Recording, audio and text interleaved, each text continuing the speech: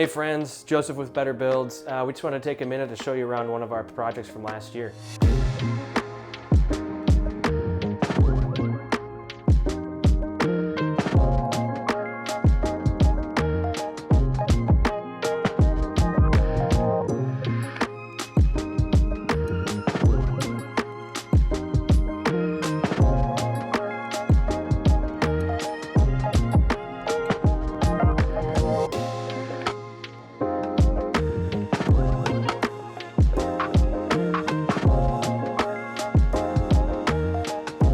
Come on down the stairs with me. So, you might notice this is the original stairs, head height. Really the only thing we did there is refinish the stairs. As you come down the stairs, you notice a bathroom in this direction, and storage over this way. The original, when we started the project, there was no bathroom, and this space was sort of like a half wall, and we were able to not only add a bathroom, but also maintain access to the laundry via the use of pocket doors. In this hallway here, you can get a sense of how cramped this space could be. Part of how we got around that was the use of pocket doors. So there's actually 3 of them right here, right in series with one another. I want to point out to you something in the shower here, if you come with me. Some really fine work by both our tile trade partner and then our in-house carpenters.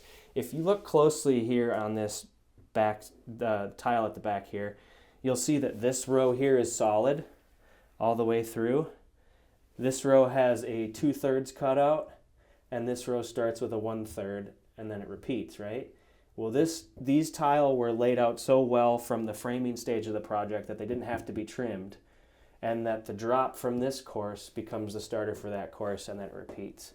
So very minimal waste, but more importantly, it's a really nice, clean look. It goes a long ways to take the effort early in the project with experienced carpenters in order to set up the rest of our trades for success. One more thing about the bathroom I wanted to point out to you is, obviously lighting has a big impact on this space, and even though it's not big, it doesn't feel small or compact.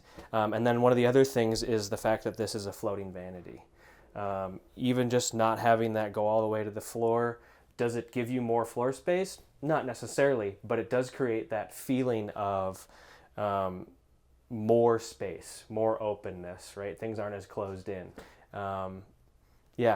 These are the kind of things like I'm saying, 1%, 2%, 5% that add up to better overall looks and feels, and that sort of overall attention to detail.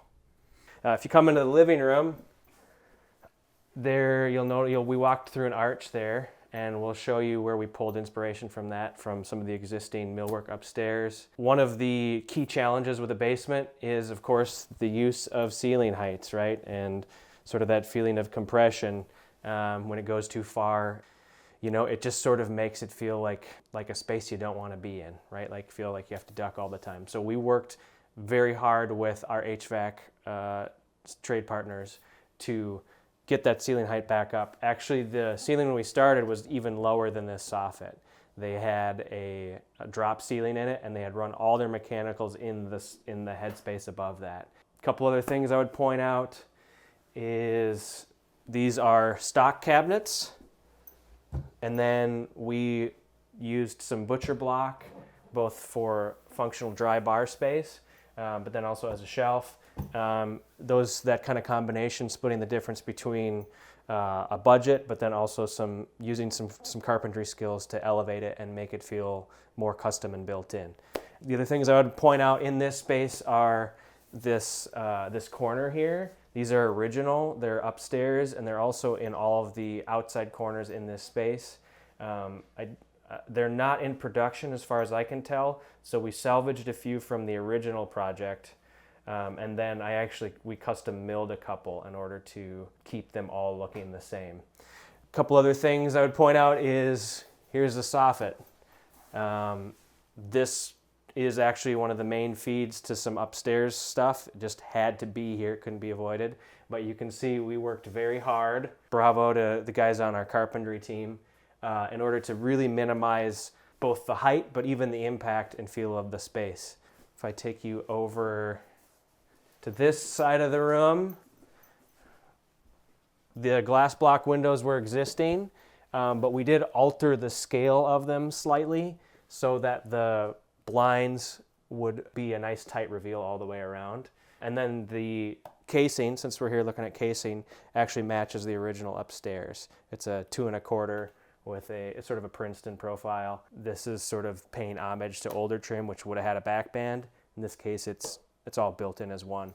The other thing I would point out as far as trim and millwork goes is these sort of paneled walls that have basically some soundproofing behind them.